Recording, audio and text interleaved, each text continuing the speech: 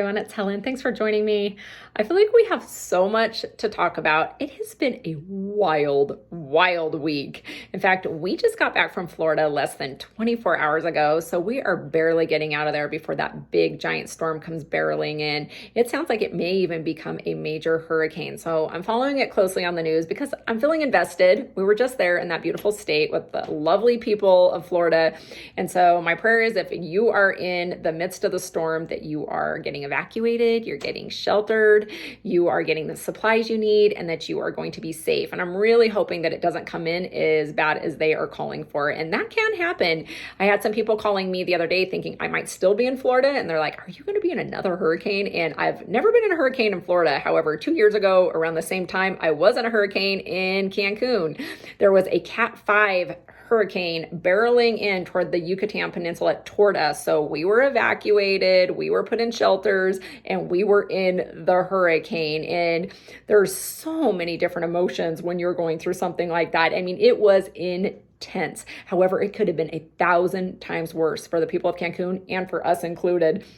I remember one guy, he had been through a couple of hurricanes, it sounds like, but he was like, hey, I'm not worried about the hurricane itself as I am the thing behind us here, the lagoon, the lagoon overflowing. And I'm like, what? And he goes, yeah, if it overflows, there's going to be snakes and alligators and everything floating all around us. And so that was one of the things I couldn't get out of my head is the shutters were banging and we were in the midst of the hurricane. Of course, I was petrified that everything was going to fall in on us, but I was also petrified that I was going to be floating around with crocodiles and snakes.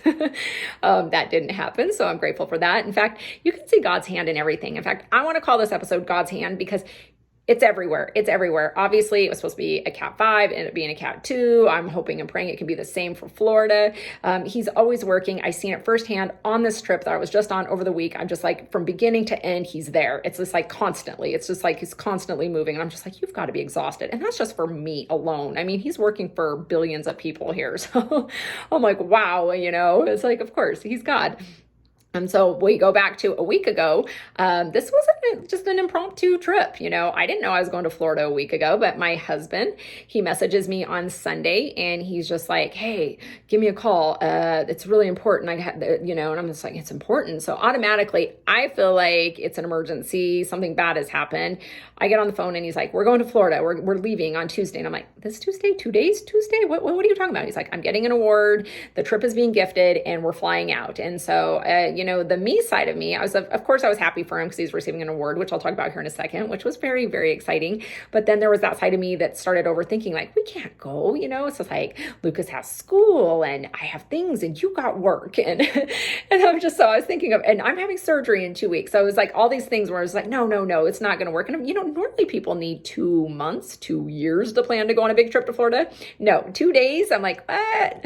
Anyways, I'm just like, you and your dad go. He said, I'm not going without you. So there was no way out of it. I was going. So I had 2 days to get 3 of us ready and my father-in-law because he's 84. And of course he needed to come and see his son receive this award. So we're all getting ready. It was chaos. It was just complete chaos. But regardless of that, Tuesday morning, we were in the car, piled up, ready to go, heading toward Denver. It took us 4.5 hours to get there to the airport. But actually it took us longer than that because we had to stop at a little park and ride thing. And then of course they have to shuttle you over. So really it was like 5.5 hours to get there. So already we put in a full day of travel on Tuesday and then we get to the airport. It was a Tuesday and we got there 3 hours ahead of time and it was insanity. So anybody who's going to be traveling anytime soon, wow, follow this advice. Get there at least 3 hours ahead of time. And if you're lucky, maybe you won't need the full 3, but I am telling you, it was a Tuesday afternoon. It was not a holiday weekend. It was not even a weekend. It was a Tuesday, and I'd never seen it like this before. In fact, I've been a flight attendant, so I've been in a lot of airports and I've seen a lot of different security lines.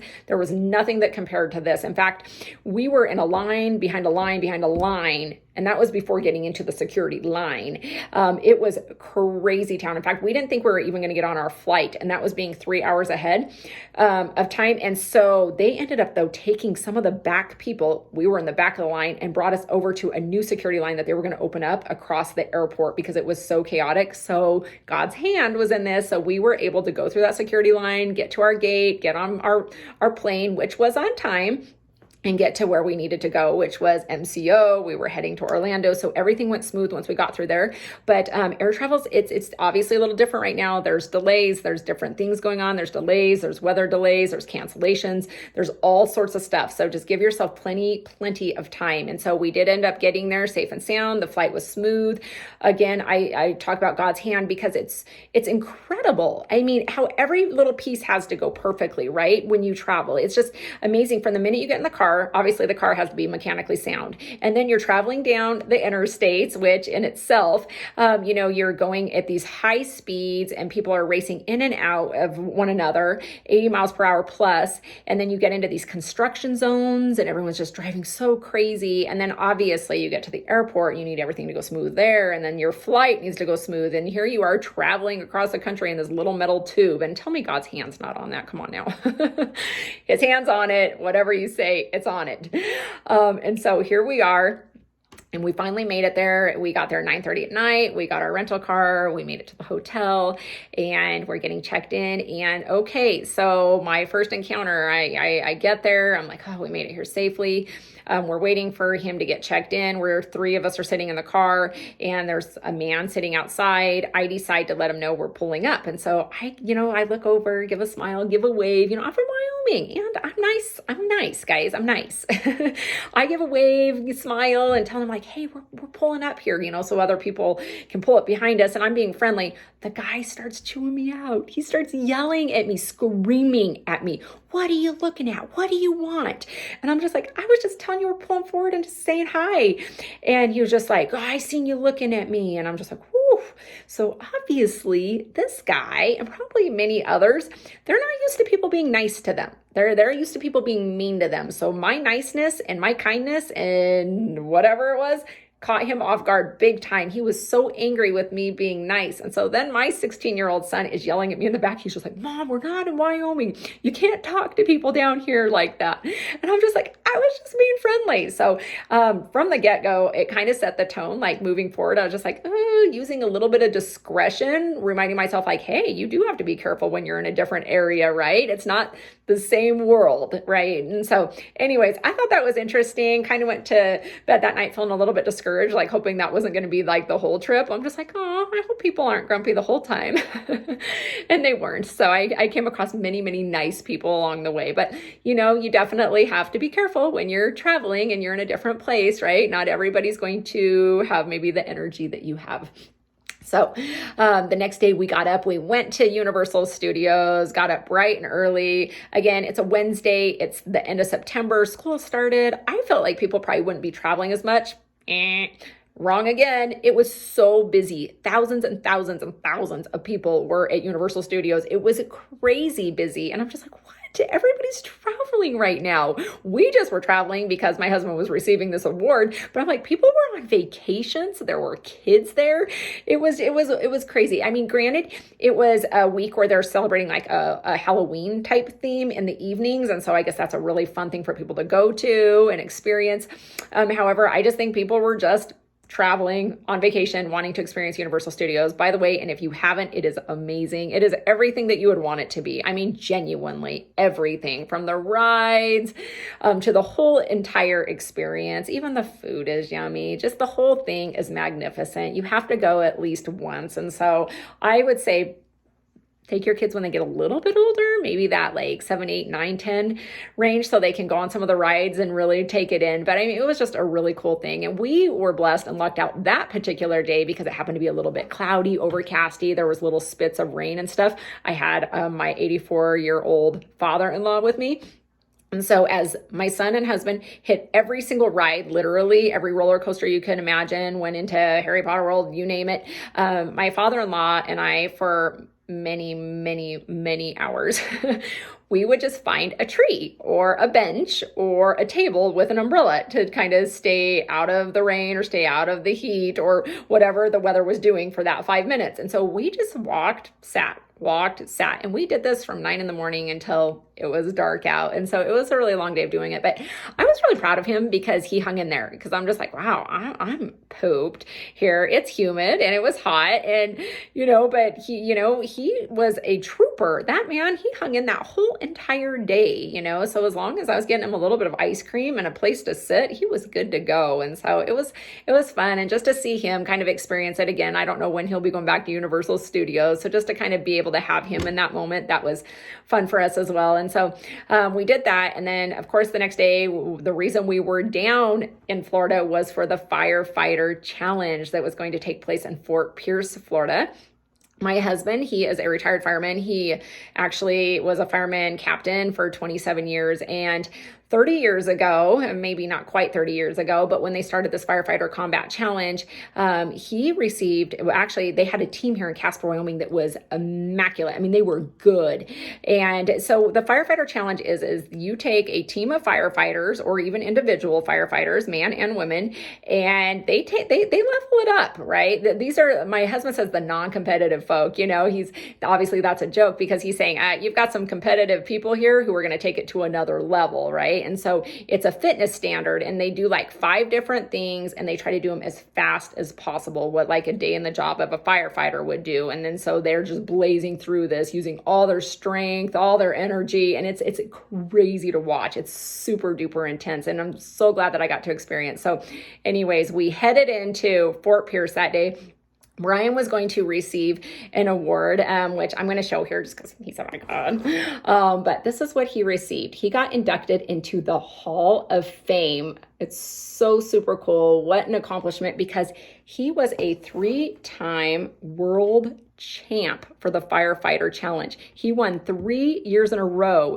Unbelievable. He had the fastest time. He set other records. And so they picked 10 of the top firefighters over the last 30 years who did amazing things for this Firefighter Combat Challenge, and they had them come back to Fort Pierce so that they could honor them with these awards. And it was just such a huge, huge thing for him. I mean, it was just super cool, and it was super cool to meet the other firefighters who had won as well. And so they were actually having a Firefighter Combat Challenge those days that we were down there, but these guys were going to set it off. So they were getting this award. They had a big, nice lunch for them, and then they got to walk out, and they kind of got to set the stage for these other firefighters who are coming in now and competing. And just, it was really kind of cool to see the generations, because obviously you have the young ones coming in right now. My husband, obviously being an older one, we could say a little more of a dinosaur of sorts. We joke about that, but and then his father, who was with us, who was 84, is a retired fireman, and he also competed in the Combat Challenge in his day, So I think he was in like the over 50 version of it at that time.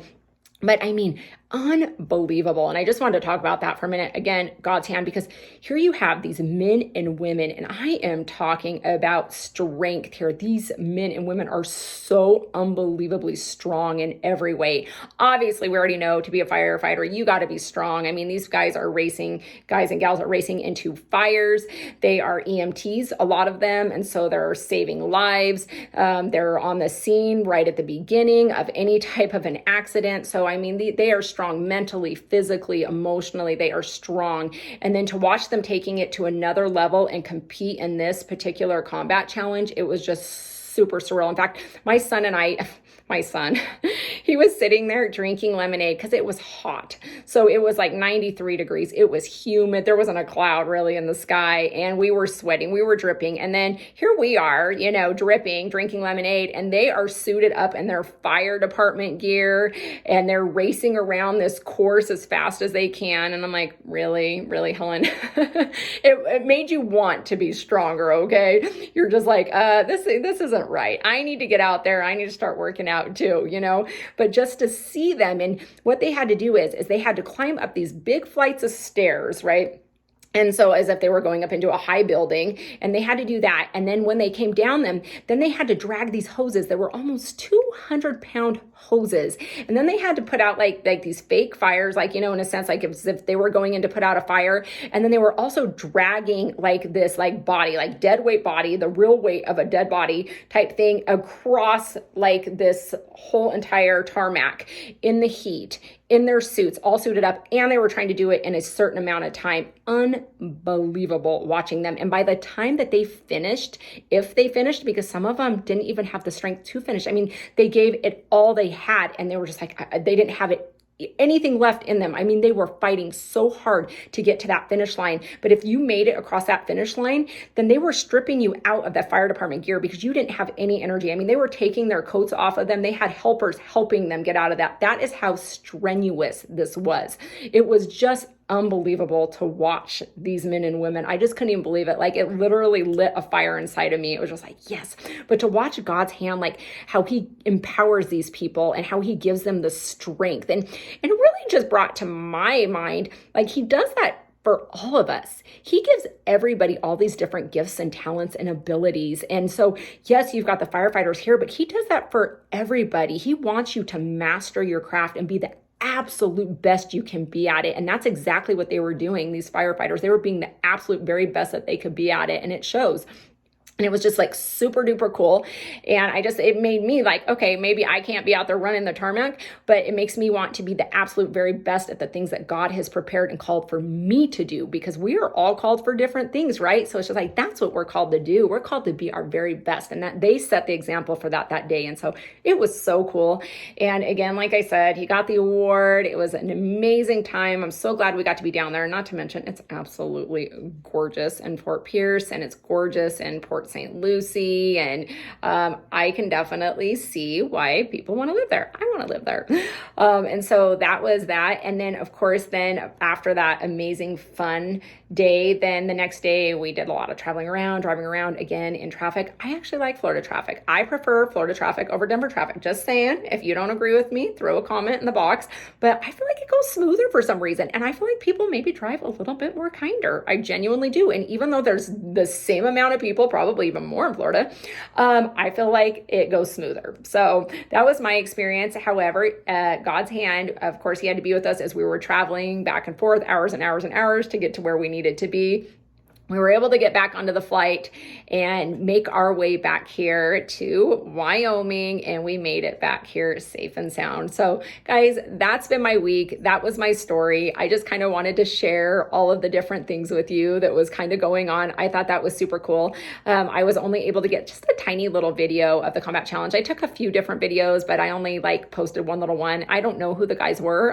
They were great. I just decided, okay, I'm going to make a little video. I put it on my site if you want to watch a little bit of the challenge, and hopefully you enjoy it. And I hope that everybody enjoyed this video, because I appreciate you going on my journeys with me. As I've always said, there's never genuinely a dull moment. There's a lot out there in the world to see. There's a lot out there, including we'll end on this little note, including germs. Definitely you're bound to come home with a little tiny bit of like a cold after you've traveled. I mean, if you've been around thousands of people, hundreds of people, you're in airports, you're in porta potties, you're in, you name it, different restaurants, you're going to probably come across a few little germ bugs. Yes, I have came back with just a tiny bit of a sore throat. However, I'm feeling much better today. I'm thinking maybe it was just, the air travel, the lack of sleep, whatever, because I'm feeling better today. And I do have surgery next Monday. And so we'll see how that goes. Friday, I do have to get COVID tested though before the surgery. Not that I think I have COVID, but they do test you a few days ahead of time to rule anything out. And so I will be getting tested, and hopefully I just have all my energy and all my strength and, God's hands in on this situation before I go into surgery next Wednesday. And of course, I'll be making more videos, and I'll definitely make a video on my surgery and let you all know how it goes. So have a great day. Thanks for watching. Bye.